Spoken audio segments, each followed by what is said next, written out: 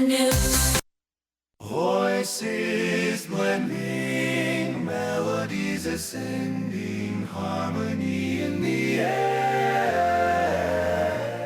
Our songs are never ending. In the barbershop we create magic. Brad and John Show, yeah, it's pure classic. No instruments needed, just our vocal range. Notes flying high, it's our musical exchange. Tracy's station may try, but they can't compete. Our barbershop style, it can't be beat. Oh,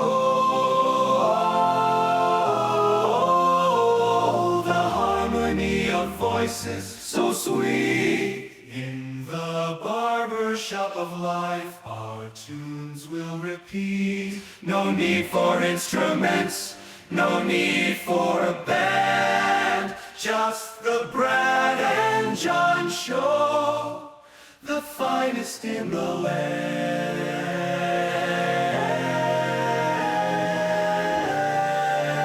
It is the Brad and John Show. Today's date is the 23rd of January, 2026. This is the A Block. Good morning to you, John Combest. Good morning to you, Brad. You're like a voice coming from the ether there. Just out of the blue, I'm clearing my throat, and then I hear your voice magically appear. There I heard am. that the barbershop boys they're down in Texas, and I guess they're all snowed in, right? You know. And the Polka Boys couldn't catch their flight into Lambert. They were going to. And then they heard this old guy on Westplex Talk yesterday disparaging Lambert Airport. So they decided to not even fly in. I'm not disparaging Lambert. I'm just essentially saying already before they even dug one shovel load of dirt, they're $2 billion in the hole on the project. So what does that tell you, John? It tells you something. Good morning to you, Brad. It was beautiful to just hear your voice coming through the ether. Yes. I don't know why you keep saying that, but we'll just move on. Well, because I didn't hear a theme song. I didn't hear any sort of intro this morning. All of a sudden, I hear your voice. Okay. Hold on. Okay. I didn't have a button pushed. I've had some issues here. Okay. That is John Combest. Now I know why he's talking, because I didn't have my feed to John's phone or his link or whatever we call it. That is John Combest, Combest. I spell his name because he's the most important guy you need to know when it comes to finding out what's going on in the state of Missouri. Not only does he do this every single day of his life for 24 years. 24 days. You would have started on January 31st, is that right? Anyway, he's done this for 24 years, and every single day he does this, puts up dozens of stories. But the only problem is sometimes it's like overload. There's too many things. So what we do is, especially on Friday, we bring in the Polka Boys. Voices blending. This show's going to hell in a handbag already. It's all right, Okay. Brad. It's Friday, and everybody's locked down. Go ahead. We bring in the Polka Boys. Time for the John Combest Top 3. And John, in collusion with, or in cooperation with, or in authority with, this guy right here. I'm Casey Kasem. We count down the top 3 JohnCombest.com stories. And we start off with... In third place... I appreciate your generous intro this morning. And I will point out that today, our number 3 story is not on johncombest.com, because it's a local story that doesn't have anything to do with state issues. But I thought it's important to our listeners. Brought to us by the Washington Missourian and their reporter, Christopher Parker. A headline, Pelton. Who's Pelton? We'll get to that in a moment. Pelton says, Franklin County crime down in 2025 by almost every metric, tracked by the Franklin County Sheriff's Office. The county is getting safer, according to Sheriff Steve Pelton. Pelton recently shared department statistics from 2025 showing a marked decrease in both calls for service and crimes.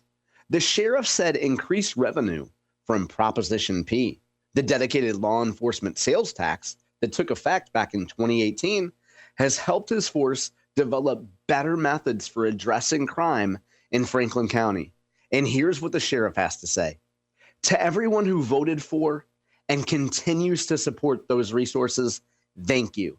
Your trust empowers us pardon me, to serve with professionalism, compassion, and resolve. Pardon me, Brad. I'm sorry about my throat here. To get to the specifics here, in general, violent crimes have seen a downward trend in recent years. In 2019, the Franklin County Sheriff's Office responded to 530 assaults. By 2024, that number had fallen to 164. And last year, the total count was down to 137. Deputies responded to only 2 robberies each in 2024 and 2025, compared to 8 in 2019. And cases of, Brad, I don't think we can say this word on when we post this to YouTube, but the word that's kind of like grape, but is missing a G, those grape cases also fell from 23 in 2019 down to 22 in 2024 and only 10 cases last year. So men in Franklin County are feeling a little less grapey than they were just 5 or 6 years ago. I won't go into the full details. Folks can find the full story by going to Missourian.com. It's the top headline today on their website. Brad, I've done a little bit of poking, pause, this week at Steve Ellman, pointing out that he's almost as old as you, but you offer a great quote from Steve Ellman, and I'm not going to let you deliver it, Brad. I'm going to deny you the joy of delivering your once-a-week Ellman punchline, which is that people move into an area because of crime and schools. They want to feel safe. They want to know that their kids were getting educated. And it would seem as though these stats underscore that in Franklin County, the safety part is well covered. John, I'm going to correct you. You say they move into areas because of crime in schools. They move into areas because of lack of crime. Lack of crime. Yeah, you can nitpick, Brad. Just like you nitpicked Sophie Shore, and she put you in your place, didn't she? Yeah, she sure did. She never even contacted me. Okay, so can I tell you a little story? Please do. What Sheriff Pelton is not telling everybody, he is the prime guy who is against the data center there in Franklin County. Do you know why? Why is that? There's a connection between Franklin County's proposed data center and the San Francisco 49ers. Do you know this crazy, weird story? And it doesn't have to do with a gold rush? No. The story of the San Francisco 49ers is they have the worst incident of injuries of any team in the NFL. For year after year after year, they have the worst incident of injuries of any team in the NFL. This has been proven. And is that because of anal penetration? No, it's because of there is a huge, monstrous electrical substation like right next to the practice facility for the San Francisco 49ers. And they're saying that because of the 60 cycle hum, the 60 hertz energy that's emitted by this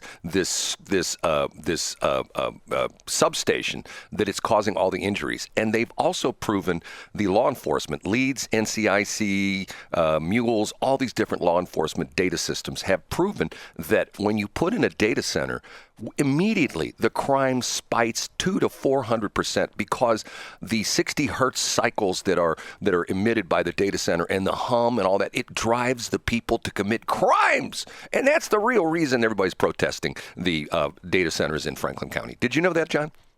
I heard a rumor about that, and I was confused because they do call it cave there. But in San Francisco, it's queers against virtually everything. And it's a hard cue. Brad, I think everybody, I don't know if we'll talk about the weather later, but if you're going to get, would you say it was, 60 megahertz? No, 60 hertz. That's the cycle for 60 hertz. I would suggest if you're a gentleman listening to the show and you don't see your lady friend every day, you should try to get your 60 hertz hum in today because it's going to start snowing tonight. Now, you know what? To help out people, and I know people are going to ask me, they're going to say, Brad, how can we counteract that 60 hertz cycle, 60 hertz tone? I can give them 174 hertz. It's solfeggio, Brad. I feel a little solfeggio. Now, Brad, if you're one of our handful, pardon the expression, of lady listeners, you may want to play that on a large subwoofer and just have a seat, right? There you go. Okay, number 2. Up a notch to number 2. Boy, at the beginning of the week, I didn't think that we'd spend so much mind share on data centers. But in the hubbub this week of Franklin County and in the hubbub of Warrenton, let me take responsibility. I neglected to point out a development in St. Charles County of a data center that we've discussed previously, and that is movement. Yes, movement on the Foristell data center. Remember this story, Brad? Foristell, and then the mayor just kind of up and left. You remember us talking about that? Yeah, because he claimed he didn't say they claimed he had a conflict of interest because the company works for sells to data centers, but he said I think he's newly elected. I think he was just elected, last November or the November before, that he didn't realize the work-life balance between him having a full-time job and being the mayor, so that's why he quit. But that's what he says. Yeah, that's his version of the story, sure. And if we could take that at face value. And there was a development this week, though. While everybody was paying attention to Franklin County, well, I should say while we were paying attention to Franklin County, pardon me, and also Warren County, the city of Foristell held a public hearing that Tuesday. That was January 20th, I believe, to discuss, or maybe, let's see, was the 20th Monday or Tuesday, Brad? That would have been Tuesday. I should have looked that up before we started. Anyway, on January 20th, the Foristell folks got together, and they did indeed discuss annexation. And what's unique about this discussion is the city council is going way far out of their way to say that right now, the only thing they're discussing is annexing all that acreage into city limits. And a woman from the city, Board of Aldermen President Constance Palmer, she says, quote, "It's appropriate to note that no formal application for a data center has been submitted to the city. If someone wants to develop the land after it is annexed into the city, further actions such as rezoning, etc., are required." Now, probably good news, if you were into opposing these sort of things, is that the city is saying, look, by the next time we get together, and every time we get together on February 2nd, we're going to pick a big venue because we don't want to be overrun by citizens. And frankly, you know, the Warrenton meeting and the Franklin County meeting hadn't happened yet. But I think the folks in Foristell say, look, there's a whole lot of people that are interested. And we're just talking about annexation now. So come February 2nd, there's going to be a big meeting room. There's going to be a big facility that can hold all the people that will probably not be happy. And Brad, I'll point out one more data point here that the reporter brings us. And by the way, this is brought to us by Mid-Rivers News Magazine. You know, they produce West News Magazine, Mid-Rivers News Magazine, a woman named Jessica Marie Baumgartner. Even though this public hearing held on the 20th was only for annexation and not technically about data centers, 21 residents spoke. And I think you could probably guess what their concerns were, Brad. None of them, as I read this, mentioned a certain wattage or a certain hertz of humming, but some did talk about water. They want to know, look, we've already have depleted water wells around here, around housing developments. How can you assure us that these data centers aren't going to just gobble up all of our community's water? So I guess the takeaway here, Brad, is that the Foristell development was buried in the news of the other nearby developments, and a big meeting is coming on February 2nd. You know, we talked about this the other day, and you mentioned, matter of fact, I think it was yesterday, where you said, what's the difference between the people in Franklin County as opposed to Warren County, where they are pretty much moving along with a new data center, and in Montgomery County? And I say there's a lot of difference, and I think to a certain extent, you don't drive much on 70 out west, but I don't know if it's actually in Warren County, in extreme western Warren County, or it's extreme eastern Montgomery County, but they built this big monstrous plant out there called Certainty, which makes shingles. And what's interesting about it is it has its own water tower, which I thought was sort of interesting. And out there, when they decided to build that big plant out there, the people didn't oppose it. They welcomed it because of the fact that it brought jobs to the area. It brought, tax base to the area. See, that's the difference between the Franklin and the St. Charles County people and the Warren and the Montgomery County people. The Franklin County people are all rich, and the Warren County and Montgomery people are semi-rich, and they're open to new things like that. See, that's the difference, John. Yeah, I would have had no idea. I thought anytime you're talking about shingles, it involves another bad report from your doctor. No. Are we ready for number one? Yeah, please, Brad. The number one. Brad, we're going to take it back almost a year. Do you remember a fun conversation we had and even a punchline we had about the name Bishop Davidson. I'm eating my Little As Debbie's. Brad eats a Little Debbie snack. I should have warned you that I was going to ask you a question. Oh, yeah. You normally don't. Okay, I do remember that. Okay, Brad, you go back to your high glycemic food. By the way, if you'd like to have the sultry figure sported by Brad Hildebrand, go to fastfoodmediet.com, and you too can learn how to shove Little Debbie's in your mouth, maybe a Dunkin' Donut from the morning. It's just calories in and calories out. Go back to eating, Brad. It's Bishop Davidson, a state rep from Republic, Missouri. So think down in the southwest part of the state. Brad and I joked a lot about him last year because State Representative Scott Cups had a few creative proposals to rename some things in Missouri after Bishop Davidson. Everybody had a good laugh about that. Shout out to Scott Cups. And Bishop Davidson has a serious piece of legislation this year. I'll read you a lead from the Columbia Missourian. A Missouri House bill aims to increase the physical education requirements for K-12 students. Introduced by Representative Bishop Davidson, House Bill blah, blah, blah, would require all students to participate in a minimum of 60 minutes of physical activity each school day. PE classes, additional recesses, and other supervised physical activities could fulfill the new requirements as outlined by the bill. The bill does include caveats for students with disabilities.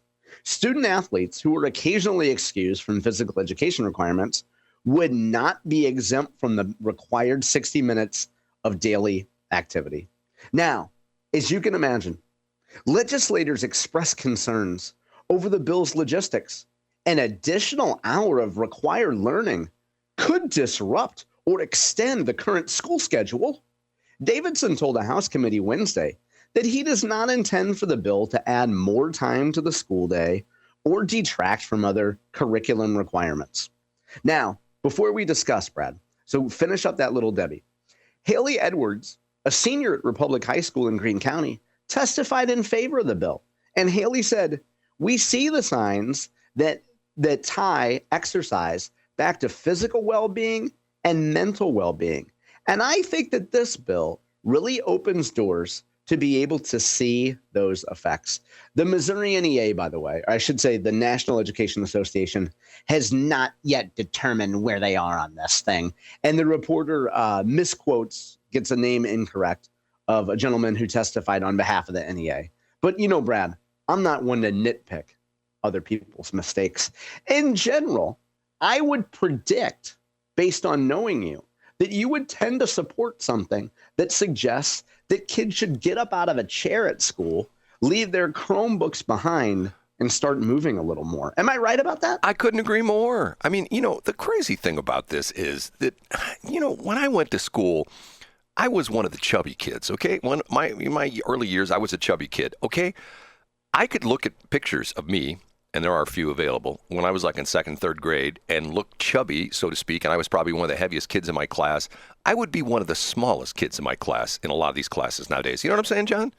I get exactly what you're saying. And this is going to sound perhaps flip, but if you've been to a public place like a Six Flags, Hurricane Harbor, or you've been to a place where there's children around, and you see the size of some of these 6, 7, 8-year-olds, on one hand, you're happy that they're not holding an iPad in their hand for the first time this week. But on the other hand, you think, how does a parent let their kid get that fat? Well, because of the fact that they cook them stuff at home, which is, not good. They should take them out to McDonald's or Wendy's or Burger King or Culver's or Freddy's. Yeah, or as you would say, Taco Bell, or as you would say on the AI voice, MacD's. Have you considered doing a fastfoodmediet.com for children? That might be the next additional layer in your course. See, I brought my kids up on fast food, and all my kids are slim and trim. I mean, now my oldest son looks like a bear because he's very, very big boned. But my other kids are all still, matter of fact, at one point in time, my youngest son was 6'4" and weighed 160. Okay, think about that for a minute. That's a lean, mean fighting machine there. Now, Brad, I will caution you that usually when you talk about your kids' superior genetics, you use the word Aryan Right. in relation to your German heritage. So I would just suggest for FCC purposes that you don't do that. You already tapped the FCC yesterday. Let's not do it 2 days in a row. Well, because of the goofy thing with the late night talk shows, that's just ridiculous. The FCC should, that is pure political BS. Where they're It is. And if they're worried about people going over the edge, they should look at morning shows in East Central Missouri. Are you talking about us? You talking about like Tracy's station? No, I'm talking about that old lady that's on what's the old, who's the old, oh, Diane Jones. I'm talking about Diane Jones. Boy, you know what? John, can I ask you a quick question? Please do. Okay, I have to ask you a question. We'll do this in the C block because we're running late on the A block as we normally do. I have to ask you a question about the Washington Missourian, okay? And yeah, I'd love to answer a question. Put that down. I'm a subscriber, Put that down for the C block. Okay, is it time for us to move on to the B block, John? Pro Body Works, they'll make it shine. Oh, wait, wrong song. Yes, let's do B block. Hold on a minute. I got to cue up the commercials here. Hold on a minute. Come on. Can you feed it down the line so I can hear our joyous intro this time, Brad? Oh, I am right now. You don't hear it? Seriously, you don't hear it? No. Hold on a minute. You don't even hear me? I hear you. Yeah, I'm talking to you. I clearly hear you. Okay, hold on a minute. Do you hear this? Let's not make a mockery of this proceeding. Do you hear that? I do, and I feel like I should be a transgender apologist. Okay.